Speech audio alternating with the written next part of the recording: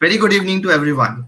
We at BITS Embryo Hyderabad campus are absolutely delighted to welcome you all to what promises to be an insightful and inspiring conversation.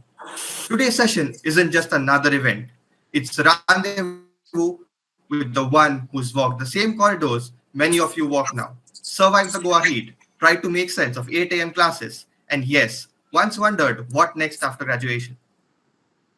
So, we are joined today by G. Malvika Nair, a name that has now become synonymous with grit, grace, and glory. A proud alumna of BITS Pilani Goa campus, she is All India ranked 45 in UPSC Civil Services Examination 2024, one of the most competitive and challenging exams in the country. Malvika's journey is the story of a young engineer who swapped binary codes for constitutional ones, someone who traded project deadlines for policy decisions. It's a story that reminds us all that your major doesn't define your destiny, but certainly your mindset does. So, everyone, sit back, take notes, and let's dive into a story that proves, with the right mindset and a bit of Goa sun, anything is possible. Please join me in welcoming the incredible, the inspiring Mrs. G. Malvika Nair. Welcome, ma'am. Thank you so much. Thank you for your kind words. Yeah. How are you, ma'am? I'm doing good. How are you? We are good, ma'am. We're great. Yeah, We're grateful to have you here. great. Yeah. Um, 1 second. What?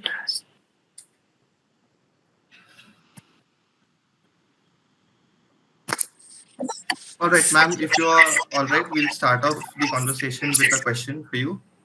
Sure. Yeah. Let's go. Yeah. Yeah. As we all know, you've been a alumnus of BITS Pilani. So could you share your journey of getting into the institute and what inspired you to pursue your undergraduate studies there? Like we all know, BITS is known for academic flexibility as well, right? So how did that Right. influence you in preparing for civil service examination along with your regular curriculum? Right. So, getting into BITS Goa, so I was preparing like everybody at that point of time. I started preparing for the entrance examinations in 11th and 12th. So in Kerala, there was a school which was doing both, and that was pretty path-breaking at that point of time. This is a long time back. I joined in 2012, so I'm 2012 to 2016 batch, chemical engineering in BITS Pilani Goa campus. So then once that time we had AI triple E, not NEET JEE and all that. So that time I got into I got I was pretty clear I wanted to do my graduation in chemical engineering because while I was doing my 11th and 12th, I was very sure I really like chemistry. So still, but people Okay. still want me, chemistry has nothing to do with chemical engineering. You're making a mistake. But still, I was I was very persistent. No, I will do that. So that's why I opted for chemical engineering in the NIT in Kerala as well as in BITS Goa. So I had a confusion with, which one to choose. Then finally, I did some research. I talked to some seniors, etc. So they all told about like what you were mentioning, the flexibility of BITS curriculum. Correct. So we have a lot of open electives which are available. I don't know Yeah, how yeah. it is still going on at that now, but in our time we had a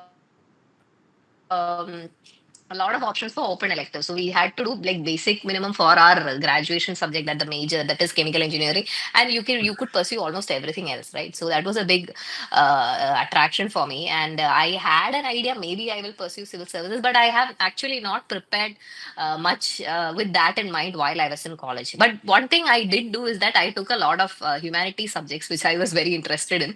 So Okay. that actually indirectly helped me in terms of UPSC preparation later on. So only after graduation, actually during the PS time only I took the call to.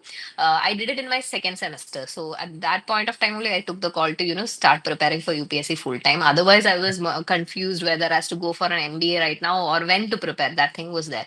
So I think the flexibility of bits in terms of now at that point of time they started the introducing the minor program. So I had taken a minor in English studies as well, but purely out of my interest. But a lot of this actually helped me in writing the exam. For example, that there was a course, I don't know if it's still there, Modern Political Concepts, MPC. It was very, very, very famous. in Yeah. our during our time. So I used to take that. That has helped me, and I've referred to the slides even while preparing for UPSC. So this flexibility allows you to actually, curate your timetable and make a plan that can actually work for you once you come out of graduation. If you're very serious about writing UPSC right away. Yeah, yeah. Very interesting answer, ma'am. Like you mentioned, there's a lot of flexibility that we have. Even now, we have the open electives, we have minors. A lot of people have Right. been doing finance minor these days at all the Nice. three campuses and getting into finance as well. Okay. Yeah. Yes, ma'am. So we have another question for you.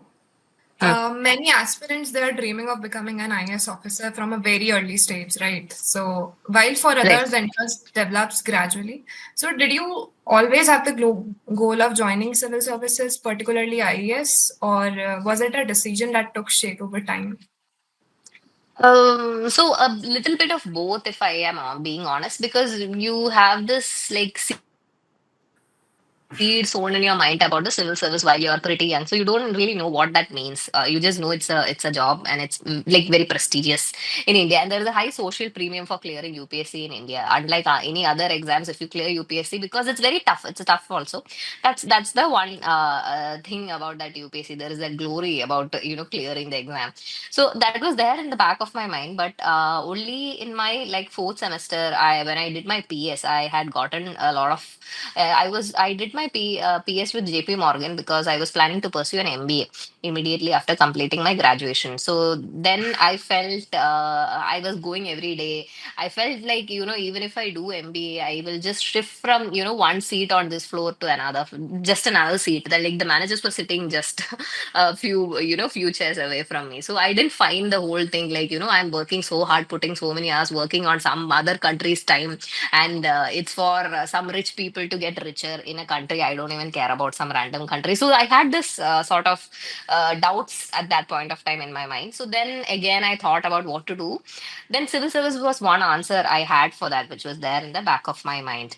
So after that, brainstorming, then I came to, okay, I will do this. Then when that question came, so then I started preparing immediately after graduation. So this is actually what happened. So idea was there, but I wish like if I had like I know some seniors from who were in BITS Goa, so they had the idea even while they were in college. So it's very important if you have the clarity right now, which was there not there in my case. If you have it right now, you can utilize your college breaks, your sem breaks, everything to work for that proper attempt, which you can give immediately after graduation, because that makes a lot of difference, not right now but later on in your career. The sooner you get into government service, you will have a larger service spirit. That means you can climb the ladder later on, like when you're about to, you'll have like 30, 40, 39, 38 years of service if you clear like immediately. Even if that's not the case, that's fine, but I'm just saying that if somebody is having the idea and you're very clear about it,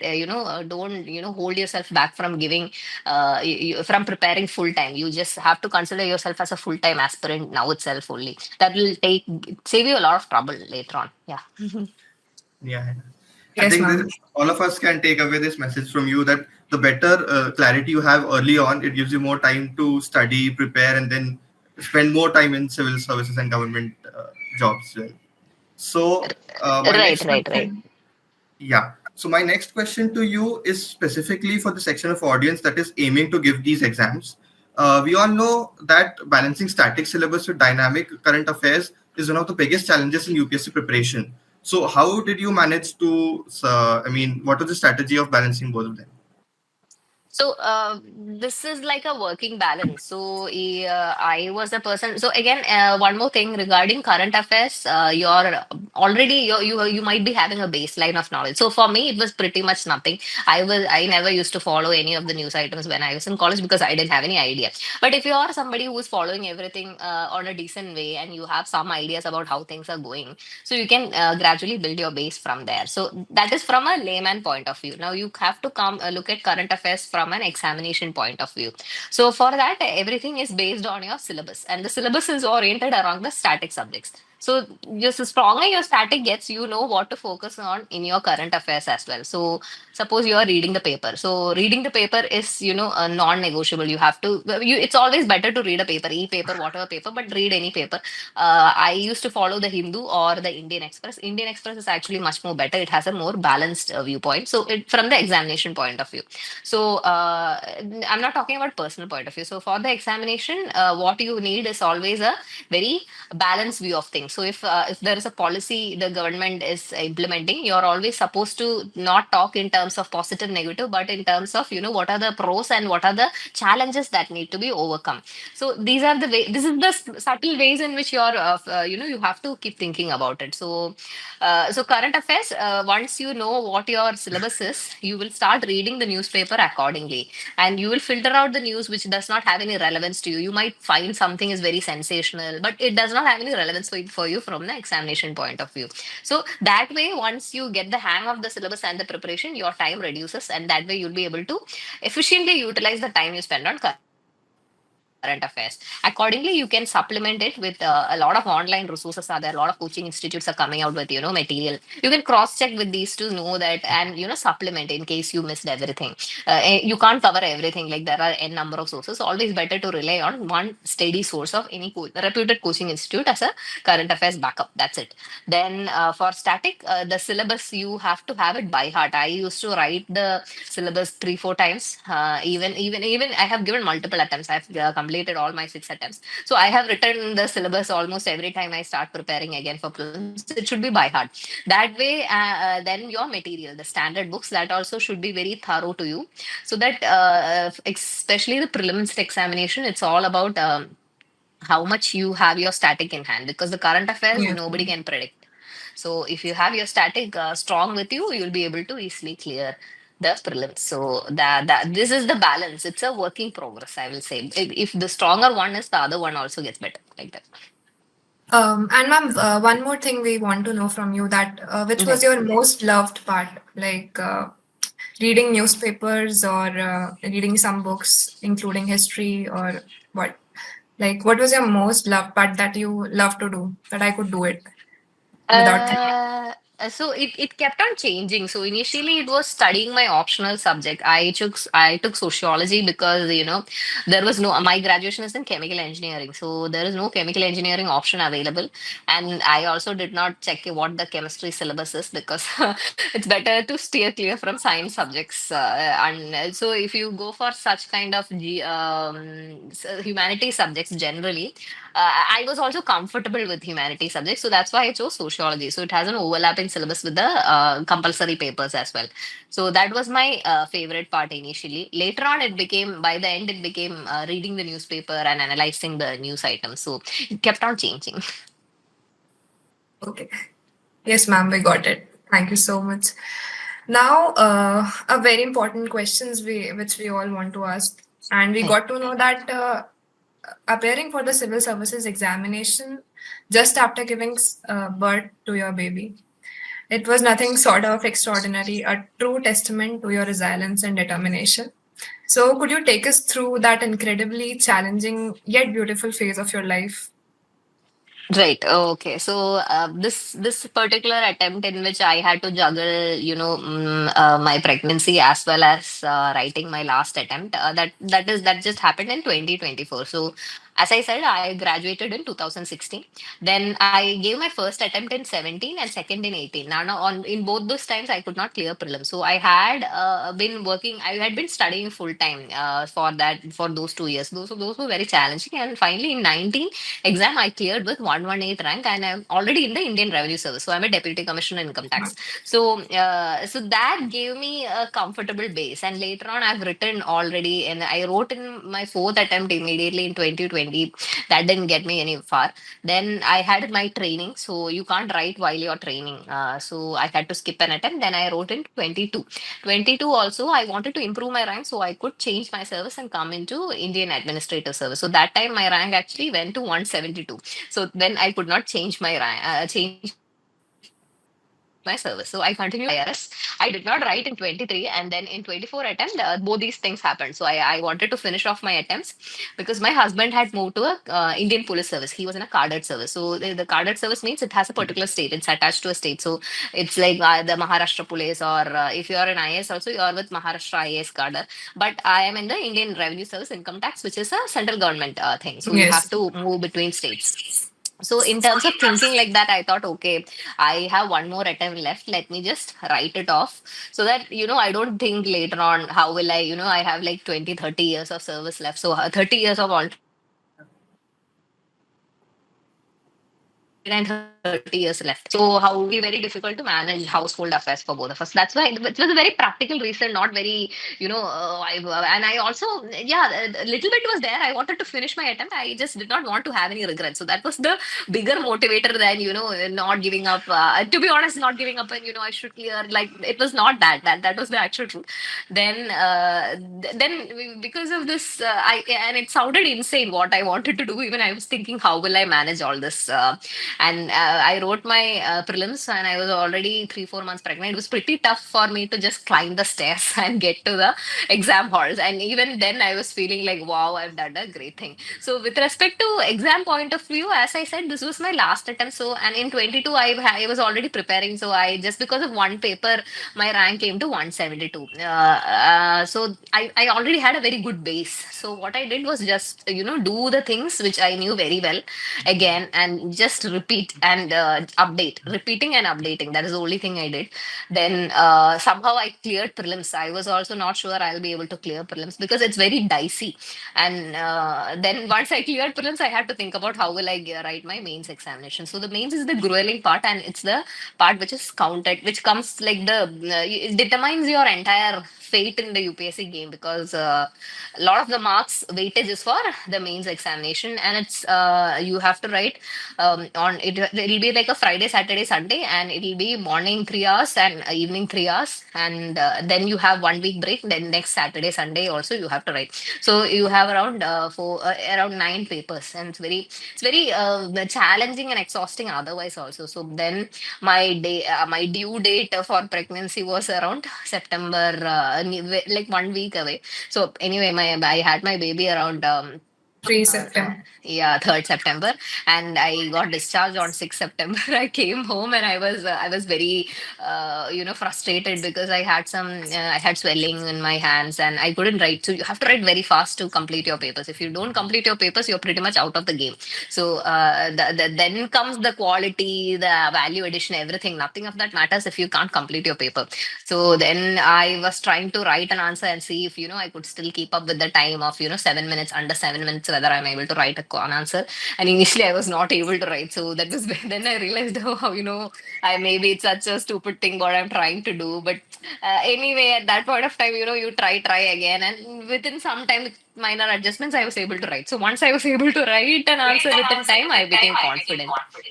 Yeah, so then I wrote the exam. It was same. Like for me, the expectations were very low this attempt, because I always gave myself grace. I told myself I'll just walk out if I can't. Nobody can blame me for leaving because of my situation. Even I'll be able to forgive myself. But somehow I powered through all the examination, and I could not. I didn't even get like 1 minute in that 3 hour framework to think about anything, or even to take my pen off, and I could complete all my papers. So then I felt like, okay, if I complete my papers, that means at least I'll get the interview call.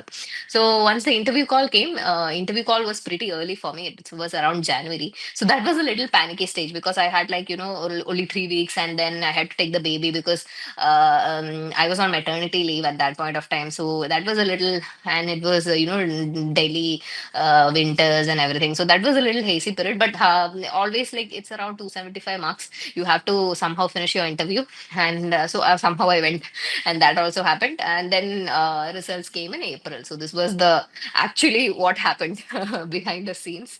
The I think the takeaway for me was that.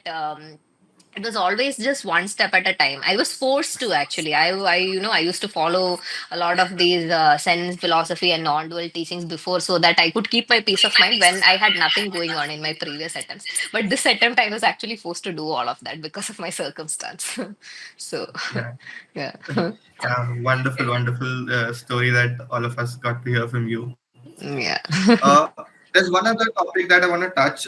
This is, I think, common among aspirants preparing for any competitive exam. That is mental health and burnout. A lot of aspirants preparing for any competitive exam face that. So, did you face any such issues? And what were your coping mechanisms or support systems in case you went through any of these issues? Right. So mental health challenge will be, like you said, it's a part of the game, I would say, for any kind of competitive exam, Yeah, because of the sheer intensity of the competition that is going on, and we're constantly reminded how we are falling short of our preparations, because there are so many sources you can prepare from, and something new is there which we have not seen, and we would immediately think that, oh my God, I'm not doing anything. So it keeps building itself into a vicious cycle. So, what initially I really struggled in my earlier phases of preparation. However much I was doing, I felt that I was not doing enough. I was not doing enough. But later on, I tried to have a fixed schedule. I had a fixed schedule. I would, have a good company of friends or my family. They were also very supportive, so they would be my support system. I used to tell them that this is what is happening, so they would also always be encouraging. So these kind of small things, like, so that made a huge difference, I feel. And then I used to practice a lot of what to say, mental self-care, if I may. Like, I used to write gratitude journals. I used to read a lot on stoicism and Zen philosophy. I used to like that, so I used to read a lot of that and start my day accordingly. So that will set a good tone for the day. Then I could sit for the entire day, and then I will have a overall schedule. I'm a person who likes to have a schedule. So this depends on your personal yeah, preference. So I would have a schedule. I would have like a monthly schedule or a weekly schedule. Then I would try to finish it in 1 or 2 days, like that, 3 days, like that. I will have a schedule. So this is how I kept it going. Having a plan always was reassuring for me. But then again, I used to torture myself for not finishing my plans on time. But later on, I tried to get that balance of managing that study pressure. The plan is just there to help me, that's it. So if I don't finish, okay, I'll try later, like that. I try to manage. And so this is then accordingly, if you have any hobbies, right? So if you're preparing full time, like, let's say for UPSC, it's a long commitment. And there is a lot of there is a lot of sunk cost, as well as opportunity cost of investing your 20s in something like that. So I used to stay away from social media occasionally, because we would see your friends, they are going for MS. They completed their MS also. Then they are in their first job, they are in their second job, they started marrying. So a lot of this will be going around you. So I used to take breaks like that also, so that it doesn't come inside my mind too much. And believe that it's a journey. Each of us have their own journey. So I chose, it's my decision to do this, so I will respect that. That's it. Ma'am, as you shared that your hobby plays a very important role in Yeah. when we are burned out. So, what kind of hobby you have, and how did you? Right. So yeah. So what I like dancing. So I was in the dance club when I was in BITS. So later on, I practice Bharatnatyam. So I started learning it again in my second to third attempt. That was a big relief for me. So I would go, maybe the classes were like twice or thrice a week. So that was a good exercise. We would that then I used to read non-fiction books, or books which used to interest me. Anything. So I always had something like that going on. So the idea is, you have some sem on, and I used to watch some comfort shows, shows which I liked. In 22, we used to watch a lot of Schitt's Creek or something. Something is there. So the idea is, you need to have that. Your life is there outside of this exam. So that's what happens when you're preparing for something intensive like civil services. Entire thing, you feel that your entire life is inside just these the syllabus and everything and the routine. It's sort of true, but it makes a huge difference for you to maintain your own lifestyle. That will help you, prevent burnout and run more. That's the idea. Of course, all of this goes in the back burner when you're actually, if I'm not telling, like, suppose it's mains examination within 1 or 2 months, then you go into full study mode. Yeah, that is there. I'm not talking about that period of time, but otherwise. Yes, ma'am. Ma'am, one more question that is very important to all of us, Right. that when we are giving UPSC, like in prelims, most of the people are out from the game, right? Right. So this preliminary stage of the UPSC, which is often considered as the most unpredictable and high pressure phases of the journey. So, what was your experience like during this stage? And looking back, are there any common mistakes or pitfalls which you think as an aspirant should be particularly mindful of? Right. So that's a good question. So when I started out, I severely underestimated what the prelims examination was, and how actually tricky it is. So I've written 6 prelims and I've cleared 4. So initial 2 I did not get through, and that was for a reason. The reason was that I was not very thorough with my static subjects. So later on, I doubled down on what I used to study. So if I'm studying, said, let's say Lakshmi Kant is a textbook you follow for Indian polity. So I made sure that I read at least 3 times before I am going for prelims. Each time I wrote, even later attempts also, I was very anxious because I had lost prelims twice. I was very anxious about missing out on prelims just by 1 mark or 2 marks. The margins are very thin. So, and the negative marking is 1/3. So that means you will easily go down on your marks. The second was a lot of practice in terms of mock test as well as the previous year questions of UPSC. So this helps you find your writing style. So for me, it was to attempt around 98, 99 questions. Then there I will have a lot of negatives like 30 something, 30 plus also it will go. But I will safely land in the position where I want to clear with a margin. So that was my attempt. But there are a lot of people who go for like smaller numbers and their accuracy is higher. So they'll go for like 75, 80, and they will get like 4, 5, 6 questions wrong. That also works. So the idea is to practice more and find out what is your rhythm approach to the examination. So so these two mistakes, like if you don't practice enough and if you don't revise your static subjects well enough, that can be fatal for your preliminary examination because it's a very you have only 2 hours, and if you're not so sometimes you then you overthink. If you know something's half, the problem is you feel that you almost know this question and you will just be like, oh, if I think a little bit more, I'll be able to write this, I'll be able to write this, and you're 100% going to make it wrong. So that's what happens. If you know it, you usually go through the paper faster. So that is an indicator of how well your preparation is going. So if you while you're doing practice questions and you feel that you are not able to finish the paper on time, or you are spending more time on small questions, that means that you need a lot of more revision. So that's it. This is the just it's very simple, but it's very tough to execute because it's very tedious and it's boring to execute this, but it's very Mhm. simple. That's it. Yeah, I love your analysis of the prelim paper. I think a lot of people from our audience also who wish to prepare have gotten a lot of inputs from your analysis. Let's also talk about the interview part of it now. Do you think the interview is more about factual knowledge and whether you know things or not, or it's more about your personality, your perspective, and how you can present yourself as an individual over there?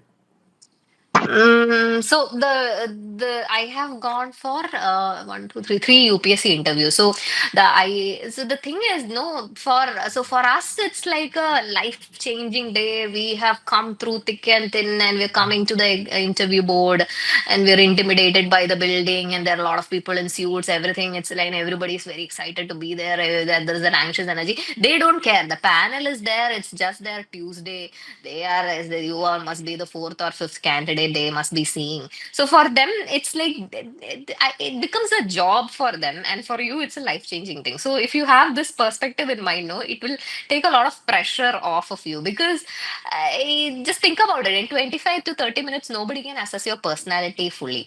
What you need to present is a version of yourself where you show that you can be courteous, you can answer questions properly, and you show a lot of honesty. So that's it. So don't the idea of going to a UPSC interview is to have that, that preparation, and at the same time you bring some sincerity. So what happens is that there is a lot of mock interviews that go on. If you see in YouTube also, there's a lot of mock interviews. It's very dramatized. They ask some random controversial questions. Nothing of that sort usually happens. So they ask some questions. Most of it will be in the current affairs in that the 2 to 3 weeks before your interview. So they'll be asking such questions, and you have to give your perspective. Sometimes they guide you also. They guide you to what they Okay. want you to have that analysis of. Then you just go along with that. If you go and say, no, no, this is what I think, this is my opinion, this is what I stand by, they're not looking for that kind of aggressiveness and that kind of thing. They're just looking for a balanced opinion, whether you're open to the guidance like Right. that. So that is what they're looking for. So with some practice you have to go for mock interviews, so that it'll give you a feel of what it is like to face a panel. But at the same time, it's it's not like they will assess your personality completely. It's not exactly like that. Mm. So for that you need to bring in a lot of knowledge. Knowledge is important. Like suppose I say Right. I am from Kerala, they expect to that I know a certain amount of they have, they if they ask something very let's say something about Kerala which everybody knows and I'm not knowing that, that immediately they will take it as a Mm. negative. So these are the kind of judgments that actually happen there. So it's not very as it's shown in the popular media, it's nothing dramatic like that. It's just mostly a no fuss affair. That's it. Yeah, but at the same Oh, time, I mean, going for an interview is very different from going for a paper, because you know that in an interview you're being evaluated at the live time, right? Instead of a paper which is Right. evaluated later on. So during the interview, you also have thoughts going on in your own mind. Did I say this right? Did I say this wrong? Maybe should I have gone for a different statement, something like that. Right. So, yeah. So, here I would like to share something. So, in my first interview, when I went, I was the fourth candidate in the afternoon slot to go. So, after asking some three, Okay. four questions, the chairman went like this on the chair. So, I immediately panicked because we are reading them. And so I thought, oh my God, I'm telling boring answers. That's why he's bored. I should say more interesting answers. Something should happen. So, these kind of things come in your mind. So, but later on, when I went for like the second, third interview, and I heard a lot of experiences of others, actually, it doesn't matter. They usually just evaluate you in that first five, six questions, and then they are watching you. So, it's okay if they're doing something like that. So if you have that idea in mind, oh my God, I'm being evaluated, and you put yourself under that microscope, it becomes difficult for you to also perform. So that's what I'm trying to tell. Like that idea of Yeah. it's just a Tuesday for them. Yeah, you must be the so much so kind candidates out of so many they're seeing. So just take it relaxed. That's all. ma'am, one question that did they ask any question related to personality which you might feel very interesting or was not able to answer? No, they didn't ask anything related to personality. One time I got a question, not this interview, one a previous interview. They asked, can you compare your personality to something like that, to an object, or what is your personality like? That's actually pretty. I've seen that question before, so I had prepared it. So I said, yeah, I'm like, I would compare it to water because of how adaptable it is. There's a quote of Bruce Lee on that. So that's what I bang my answer on, and I still stand by it. So like that, these kind of questions were there. Another interesting experience was I when I gave my first interview. This was in 2019. COVID was going on, and the person, the attendant sanitized the chair before I entered the room, and he was like, so the board chairman was like, oh, you are a chemical engineer, why don't you sniff the sanitizer and tell me what chemical it is? So that threw me off because I did not know how to do that, and he also had, I don't know if chemical engineers are actually supposed to do or know that. So I still don't know. I don't think so, but anyway. So these kind of things happen. So that threw me off initially. So I had to take a guess and ask if I can take a guess, and he didn't also show any expression whether I was right or nothing. So yeah, Mhm. these kind of Yeah, yeah. things do happen. I think they try to be as discreet as possible and not give away anything during the Mm, interview. itself. Yeah, Yeah. most of the boards are like that, but there are some. It depends on the Right. chairman. Some boards are very cordial. They're very Mhm. friendly to you. You know, you also let your guard down, and then you might say something stupid, and then Yeah. that becomes a problem. Then your marks will Okay. go down. So there are different types Mhm. of boards. Yeah. Yeah. Ma'am, we would like to open the floor for the audience questions now. So, anybody from the audience, if you all have questions, please raise your hands and we'll call out your name. You'll have to unmute and uncam yourself and ask the questions.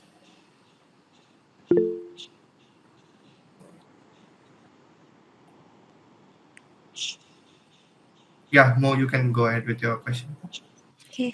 Hi. So my question is for college students who are just beginning their path of UPSC preparation, what would be your most important piece of advice? And is there something you wish you had known at like our stage?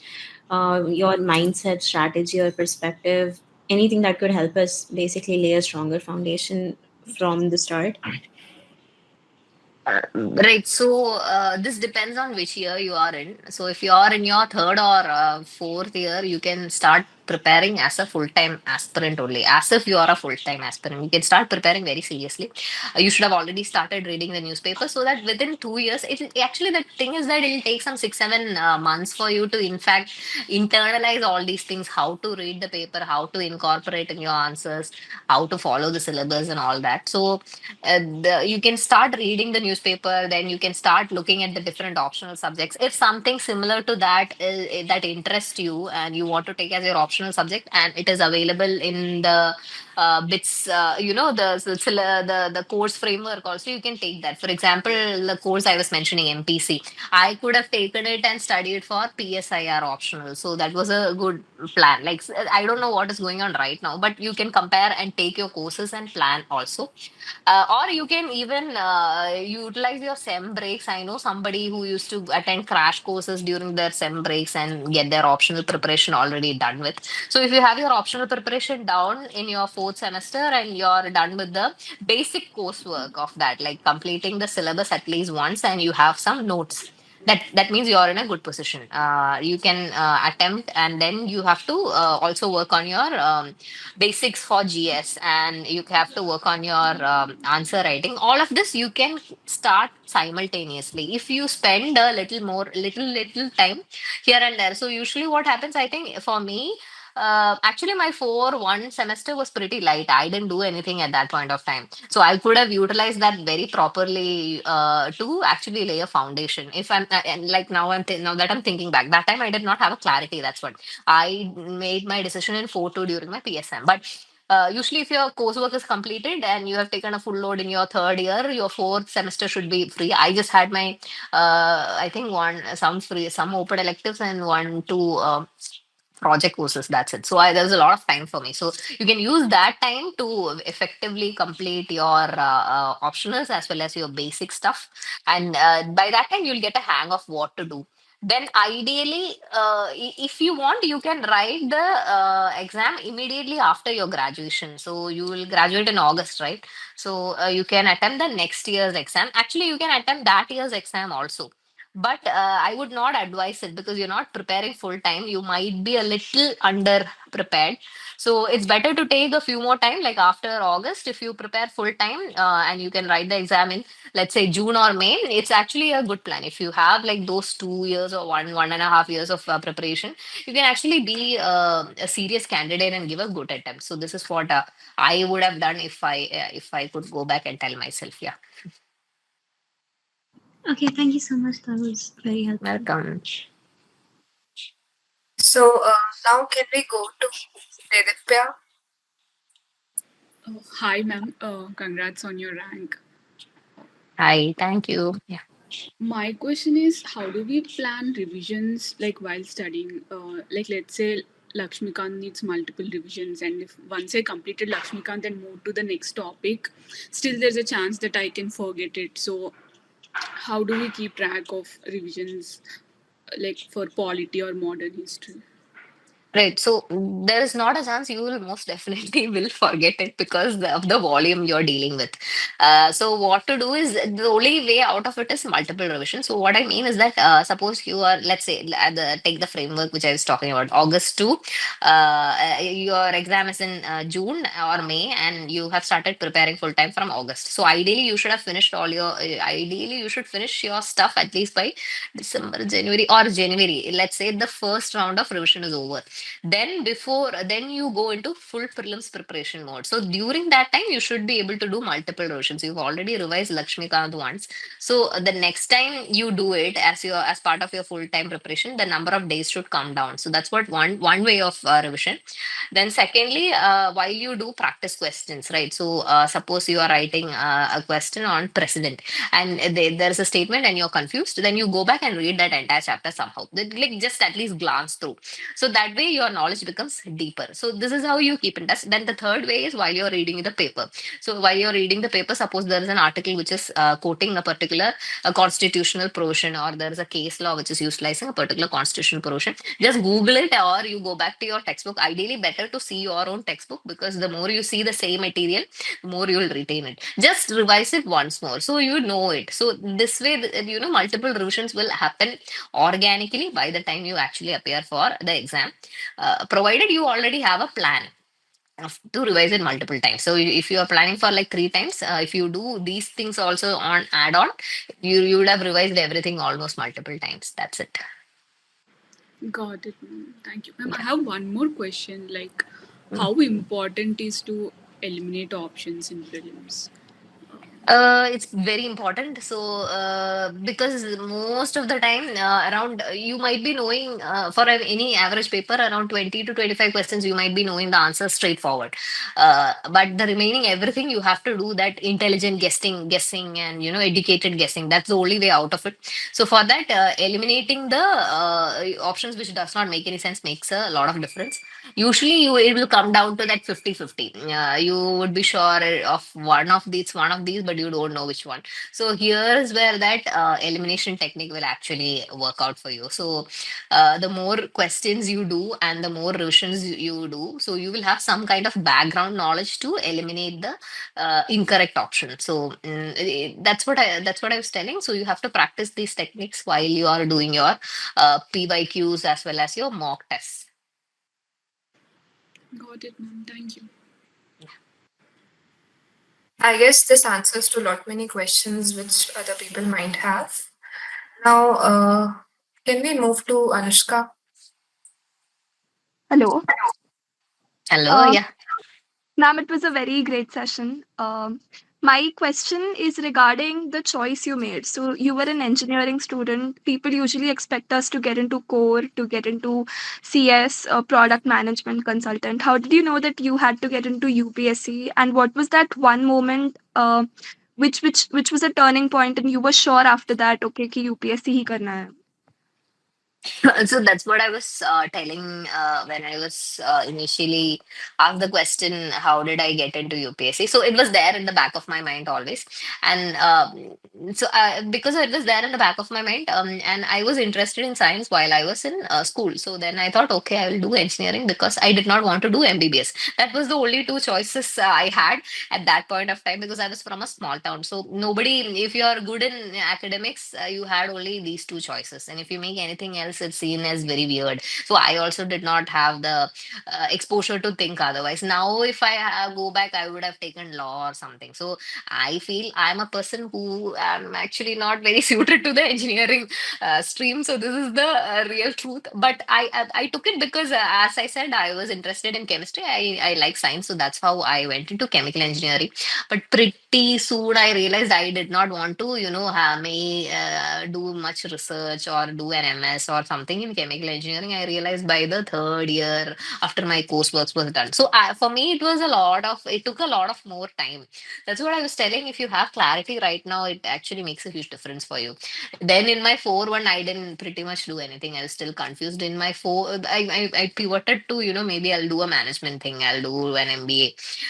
Then I took cat coaching and all at that point of time in my 4-1. Then for 4-2, I went to that JP Morgan. I did my internship in JP Morgan and applied accordingly. So then I realized that I didn't want to do an MBA immediately. That was the incident I was talking about earlier. I felt that, if I had a lot of existential type crisis at that point of time, which, led me back to that childhood dream of doing UPSC. So this is what actually happened. Okay, and while giving UPSC, you were competing with people who have studied history arts as their major, right? So, Right. how did it affect your confidence, and how did you navigate through it? Oh, I have never thought that that is not a handicap for you. If they have studied history, good for them. You can also study. What is there? No, nothing is there. Not stopping. It's not stopping you, or it doesn't concern your preparation at all. It may mean like you will have to work a little more harder to get into that writing humanities type answer. So that might take a little more time because in like say here we are used to writing only what is asked, but there you have to write everything like intro, conclusion, something attractive, something interesting. It's a very different approach. So maybe the transition will take a little more time for you. But studying everybody can do. It's available for everybody. So if they studied, okay, they'll be a little more comfortable with it. But trust me, if somebody did history, let's say they did their graduation in history, 100% they will study in they will struggle in the CSAT. That is a new struggling area for everybody. That's the second paper.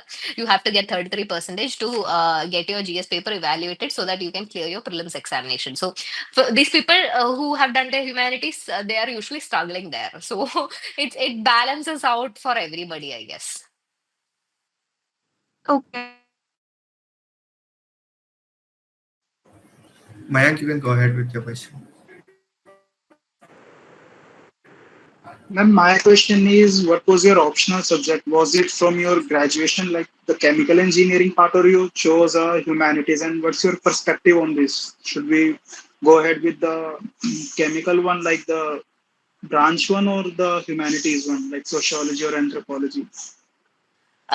So this depends entirely upon your comfort level. So, like I said, I was comfortable with humanity subjects. Secondly, chemical engineering is actually not a choice. I think they have only three: mechanical, electrical, and something one more is there. Civil. Yeah, these are the three papers which are available in the optional subject. So you can't, if you're from these streams and you're very comfortable with it, if you just check the syllabus, that way you will know. You check the syllabus as well as the previous year questions of the last 6 7 years. What are they asking? What is the level they are expecting? And if you feel that you can easily match that, then that's great. You can go for your graduation subjects. If not, you pick a different subject. So then again, out of picking different subjects, so you have a lot of trends coming in. So some earlier it was public administration, that was the biggest trend. Now you have anthropology is the latest trend. Sociology was trend when I took it. So these kind of things come out in and out. So if you PSIR is another trend. So you just see the different options you have. What interests you? You should look at what is your interest. Secondly, check out the syllabus. Nowadays, I think almost all subjects you will get the material online, but not for everything. Let's say you are pursuing English literature or law. These are like obscure. So there are only very few resources you can access. It's better to consider the availability of resources as well as the interest while picking your optional subjects. Additionally, some subjects do help you in your general paper. For example, let's say if you took history or sociology or geography, these kind of subjects will help you in your GS1 paper as well. So that's just a bonus. So this is how you should take it. That's how I did it. It's entirely up to you. So a lot of people who are very good with math, they go for maths. So that's another very interesting option if you are oriented like that. And it's a very good optional if you are actually very good at it because the marks come very high. You score either very high. So if you are inclined like that, you can take mathematics also as an option. I guess Ma'am, one more question. Yeah. Like you got the IRS in your, I guess, second or third attempt, but what was your plan of work if you didn't get the IRS as well in that attempt? Would you go back to the MBA or you would do something else? That's a very interesting question. One I struggled myself with. So I was planning to do some sort of higher studies. That's it. Maybe MBA or some sort of higher studies. Even I did not have any clarity. But it's better to have a plan B. I would tell you that now, if I think back, I was actually being a little stupid. But it's better to have a plan B. A lot of people come back and they you can they either enter the job market, or that's also a little bit difficult coming from the UPSC background, but still, or they go for an MBA. So that's what usually people do. So that was my plan as well at that point of time. Yeah.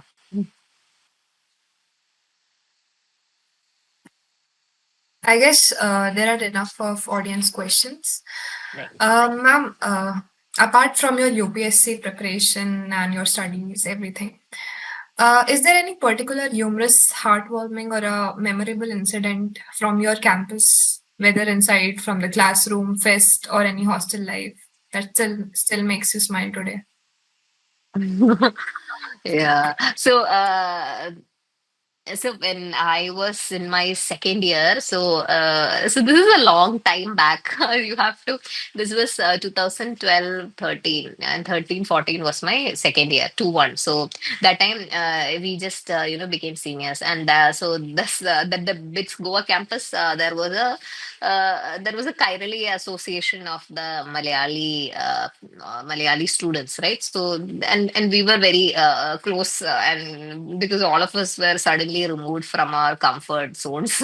So I remember there was this Onam celebration, and all of us wanted to dress up. So we dressed up in that white sari, and we were very late, and we went to the class anyway. We entered, I think, half an hour. It's around 50 or 55 minutes, no class. So I think we went after 30 minutes, and we went to the back, and in one, like we were 20 of us, and all of us were wearing that munda shirt, and we were wearing that set sari, and we entered in a big procession in the class, and the tutor was very irritated because everybody clapped. So I still think of that. It was one very heartwarming moment for me. Yeah. That was very Yes, ma'am. It interesting. was light when you were in your college. Like we in Hyderabad, we are having our bits lingo. It's like Yeah, I know, good I things know. It light. was there. Yeah, yeah. Good that it's still alive. Yeah, yeah. All the time. But Yeah, I think we are back doing then, the good work of keeping that alive. that's great. That's great. Yeah, I used to say light even for like 2 years afterwards, but somehow it went off. Yeah. I think better to take light in in your heart than in your work. Maybe not that light, I would say. Yeah. Yeah. Mm. Thank you so much, Malvika ma'am. Today's conversation was more than a success story. It was a story of purpose. From 8 a.m. lecture struggles to bits to 100% dedication in service of the nation. You've shown us what balance, clarity, and courage looks like. Thank At you. bits Thank you anyway. so much for having me. It was a great pleasure to interact with all of you. All the best for, whatever you're pursuing in your life. So all of you will do great. Thank you so much, ma'am. And